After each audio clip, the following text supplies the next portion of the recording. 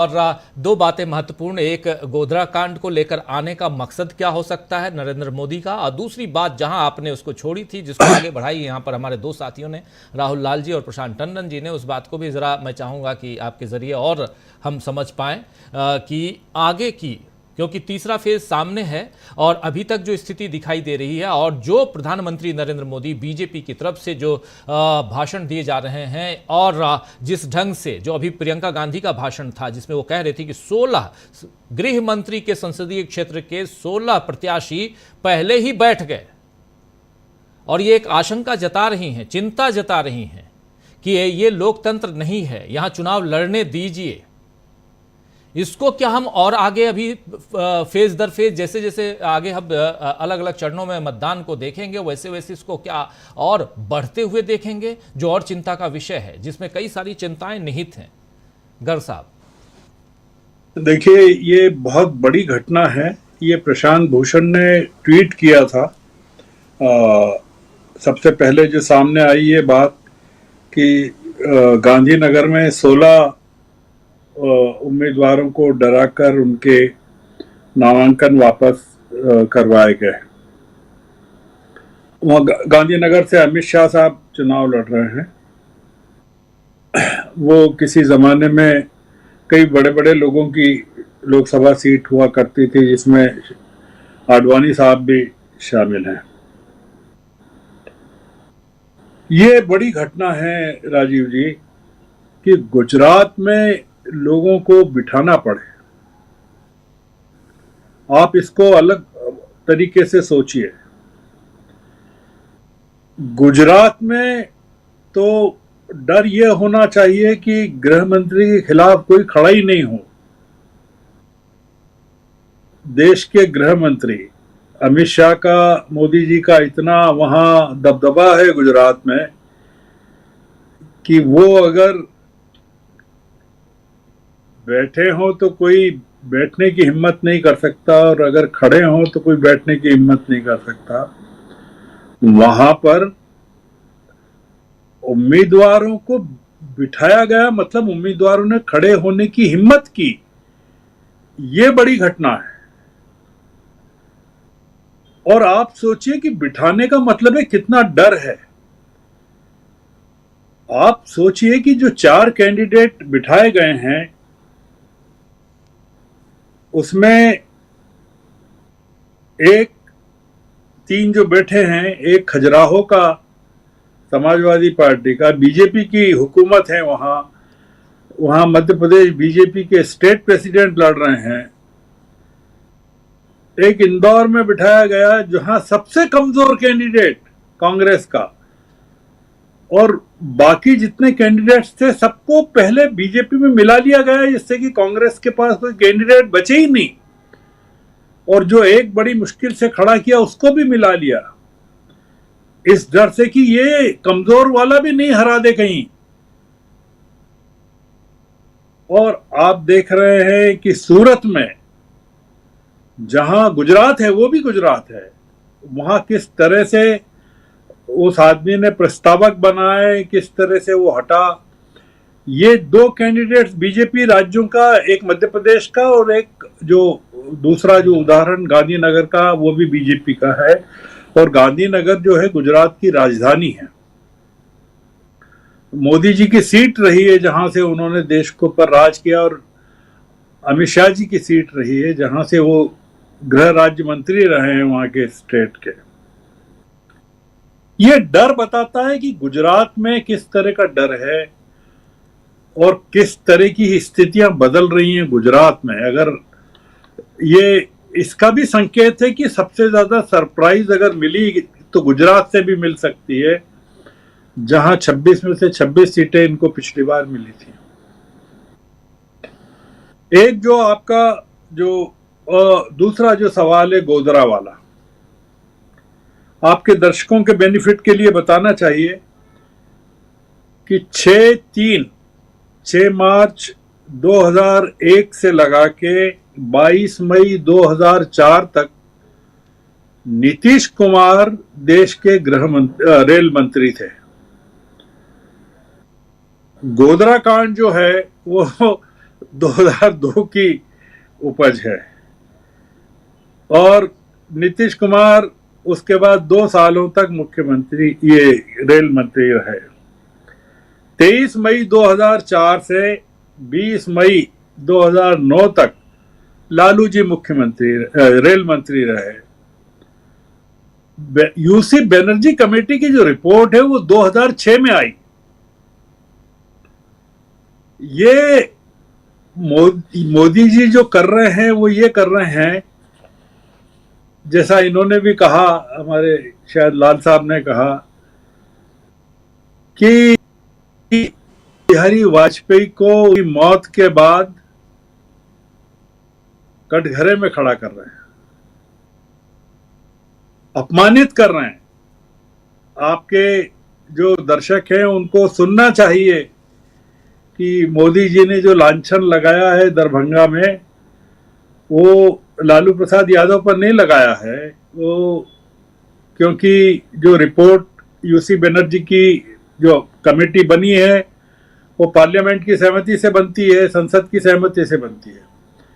उसकी जो रिपोर्ट होती है वो पहले कैबिनेट के पास आती है, कोई भी रिपोर्ट है, और कैबिनेट में अप्रूवल के बाद फिर पार्लियामेंट में पेश होती है।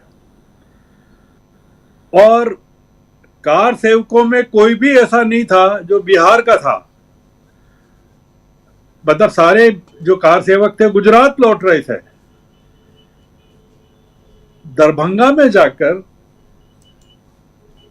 आप पोलराइजेशन किस तरह का कर रहे हैं, क्यों बांट रहे हैं लोगों को मोदी जी, ये थोड़ा सा बिहार के लोग जो हैं वो, दरभंगा के लोग तो इतने ज्यादा समझदार हैं, उत्तर बिहार के और पूरा का पूरा वो जो बेल्ट है, पढ़े लिखे लोगों का बेल्ट है, समझदार लोगों का बेल्ट है।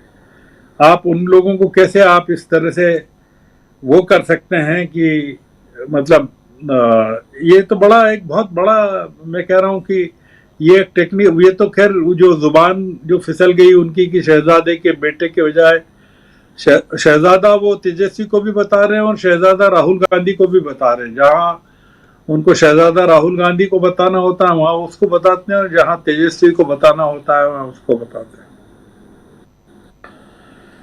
ये एक डरी हुई सरकार की जो स्थिति होती है कि वो जुबान भी फिसलती है, तथ्य भी लोगों से छुपाए जाते हैं। ये जो सरकार है ना राजीव जी, ये गोधरा के में जो हुआ उसको लेकर कई कहानियां हैं, किसने करवाया नहीं करवाया, अपन उसमें नहीं जा रहे हैं।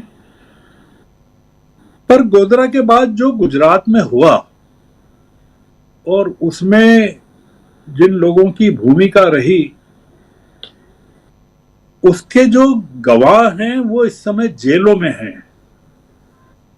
और उसका एक प्रमुख जो किरदार है संजीव भट्ट, आईपीएस ऑफिसर, वो बंद है जेल में। और क्यों बंद है ये भी आप अगर संजीव भट्ट के पूरा वो देखें कि उन्होंने क्या कहा था उस मीटिंग में, जिस मीटिंग में दंगों को लेकर हैंडल करने की बात थी, उसमें किसने क्या कहा उसको लेकर जो उन्होंने एक्सपोजर किया था संजीव भट्ट ने, उसको लेकर उनको जो जाना पड़ा जेल, और तब से वो काफी सालों से जेल में। लंबी कहानी है वो, आज की कहानी नहीं है। ये तमाम चीजें खुलेंगी, क्योंकि ये इसमें एक चीज स्वीकार करना चाहिए कि कांग्रेस की 2004 से 2014 तक की हुकूमत में भी सोनिया जी के करीब और मनमोहन सिंह जी के करीब ऐसे तमाम लोग थे जो मोदी जी के करीब थे। सोनिया जी के आसपास भी ऐसे लोग थे जो मोदी जी के करीब थे। नहीं तो कोई कारण नहीं था कि 2004 से 2014 तक एक हुकूमत रहे और गुजरात के तमाम जितने दंगे हुए, जितने लोग हुए, उनके दोषियों को सजा नहीं मिल पाया। ये कांग्रेस हुकूमत की, यूपीए हुकूमत की सबसे बड़ी नाकामी थी। और जो डरे हुए हैं इस समय सत्ता के लोग, वो इसी बात से डरे हुए हैं कि इस सत्ता परिवर्तन के जो परिणाम होंगे वो क्या क्या होंगे। कितने फाइलें खुलेंगी, इलेक्टोरल बॉन्ड्स की खुलेंगी, कोविशील्ड की खुलेंगी, गुजरात की खुलेंगी, गुजरात के एनकाउंटर्स की खुलेंगी, कितनी फाइलें खुलेंगी। वो लोग जो देश का पैसा लेकर बाहर भागे हैं उनकी खुलेगी, देश में जो दंगे हुए उनकी खुलेगी, सत्यपाल मलिक ने जो आरोप लगाए हैं उसकी खुलेगी, हमारे नागरिकों को, हमारे देश के देशवासियों को से क्या क्या छुपाया जा रहा है उसकी खुलेगी। ये जो चुनाव है ये बहुत महत्वपूर्ण चुनाव है, ये कोई साधारण चुनाव नहीं है, ये क्रांतिकारी परिवर्तन वाला चुनाव है। और ये जो राहुल गांधी बार बार कह रहे हैं वो सच कह रहे हैं, उनका कहा सच हो रहा है कि मोदी जी तो मुखौटा है, उनके पीछे जो ताकत है पूंजीपतियों की, जो बचाना चाहते हैं इस हुकूमत को, वो आखिरी क्षण तक अपनी पूरी ताकत लगा दे। ये जो पुरी में उस महिला ने जो वापस लिया है, ये एक छोटी घटना नहीं है, बड़ी घटना है। पुरी यानी उड़ीसा, उड़ीसा में बीजू जनता दल की सरकार है, संबित पात्रा वहां से उम्मीदवार हैं, संबित पात्रा वहां चुनाव हार चुके हैं पहले जी। पुरी से। आप सोचिए कि हार को जीत में बदलने के लिए क्या क्या किया जा रहा है। ये एक अलग मुद्दा है जो प्रशांत जी ने उठाया कि किसको टिकट देना नहीं देना है कांग्रेस का अधिकार क्षेत्र है। नहीं है, कांग्रेस का अधिकार क्षेत्र नहीं है, हमारा अधिकार क्षेत्र है, देश की जनता का अधिकार क्षेत्र है। अगर राहुल गांधी ने इस देश की जनता को अपने हथियार, अपनी पूरी भावनाएं सौंप रखी है, तो देश की जनता सवाल करने वाली है कि आपने सूरत में कैसे आदमी को टिकट दिया, आपने इंदौर में कैसे आदमी को टिकट दिया, आपने पुरी में कैसी महिला को टिकट दिया। तो पत्रकारिता पर कलंक है जो कहा उन्होंने। आपके पास पैसे नहीं है और आप आज विड्रॉ कर रही हैं पैसे, तो आपने नामांकन पत्र जब भरा तब भी नहीं थे आपके पास जी। कोई आज थोड़ी है।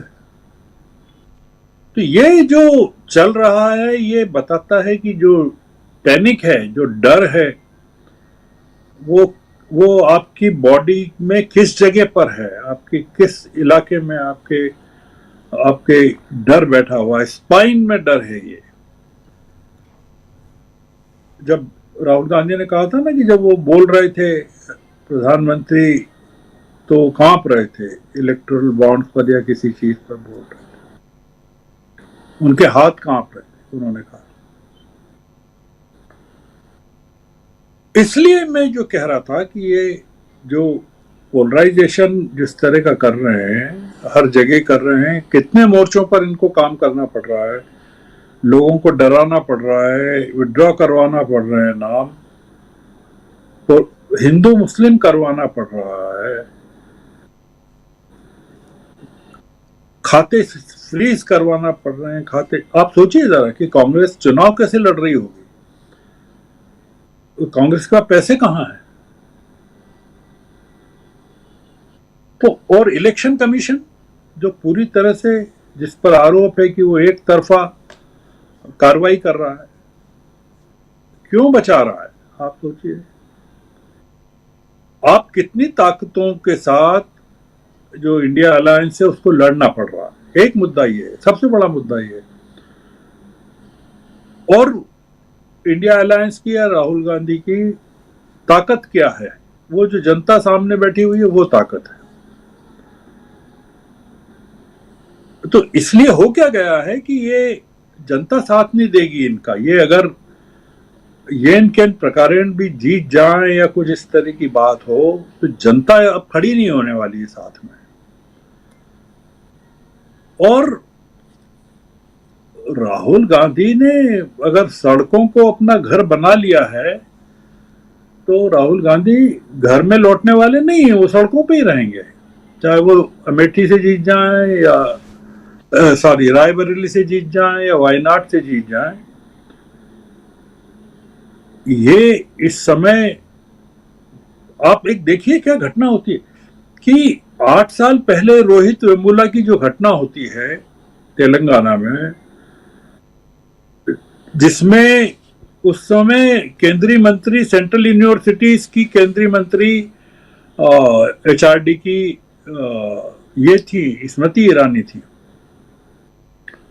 और उसमें जिन लोगों को का इन्वॉल्वमेंट, जिन लोगों के नाम हैं उसमें पूरी जांच में, उनमें स्मृति ईरानी का भी नाम है।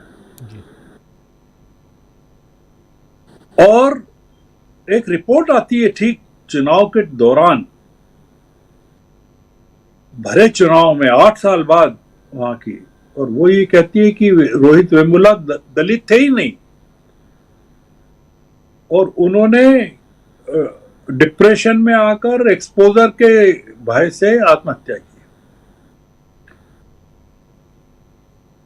हम जांच कमेटी की रिपोर्ट को चुनौती नहीं दे रहे हैं, हम नहीं दे रहे बिल्कुल, पर 8 साल तक इस देश के दलित, लाखों करोड़ों दलित जिस चीज की उम्मीद कर रहे थे, और इस देश की जो गर्व करती है बीजेपी कि हमने एक दलित को राष्ट्रपति बनाया है,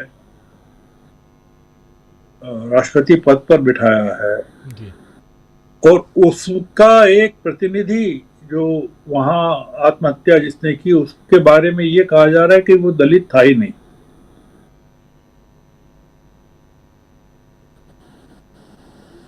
आप वो दलित नहीं था पर व्यक्ति तो था, इंसान तो था।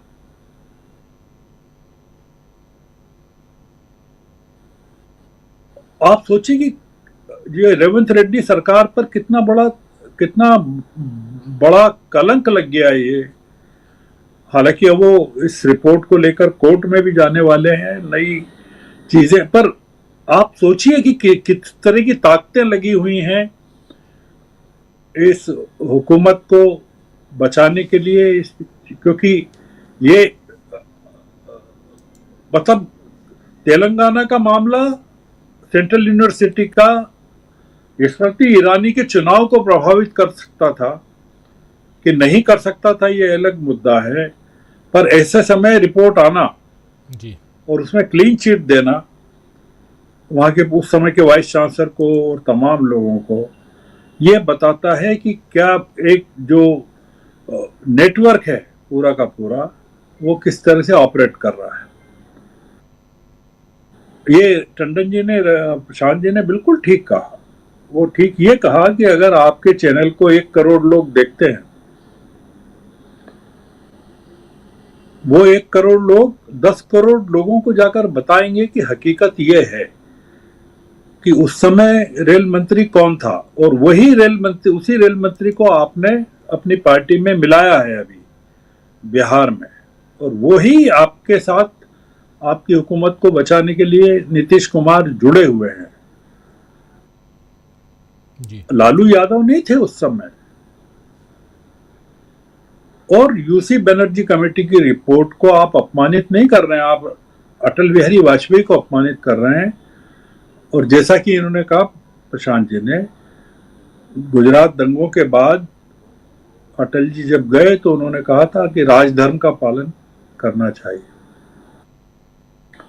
मैं रहा हूं, मैं 2002 के अंत से 2008 तक, 7 तक, 8 तक मैं रहा हूं, गुजरात में ही रहा हूं, अहमदाबाद में रहा हूं।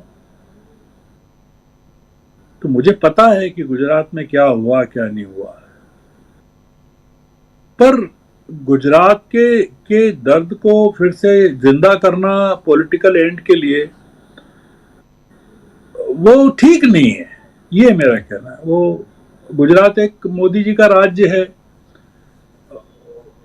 उनके ही लोग हैं वहाँ, वो उन लोगों को फिर से एक उस चीज में धकेलना, एक चीज को कहकर, ये ठीक नहीं है, पूरा का पूरा माहौल बिगाड़ना। तो ये जो चीजें हैं बहुत गंभीर किस्म की चल रही हैं, और तीसरा चरण और चौथा चरण, उसके बाद ये तीसरे चरण के बाद चुनाव खत्म हो जाएगा जहां तक बीजेपी का सवाल है।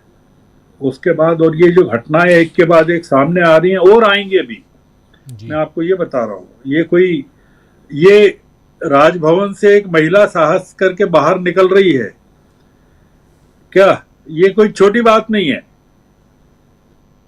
बिल्कुल। या गुजरात गांधीनगर में लोग खड़े हो रहे हैं गृह मंत्री के खिलाफ, ये कोई छोटी बात नहीं है। या कर्नाटक में चाहे 20 दिन बाद ही हो, पूरा स्कैंडल बाहर आ रहा है, ये कोई छोटी बात नहीं है। इसका मतलब ये है कि आने वाले दिनों में बहुत सारी चीजें ऐसी सामने आ सकती हैं जो इस सरकार के कॉन्फिडेंस को हिला सकती है। जी जी, बिल्कुल बिल्कुल, आप सही कह रहे हैं। सरकार के कॉन्फिडेंस को बहुत सारी घटनाएं आने वाले समय में हम देखेंगे कि हिला सकती हैं, और भाजपा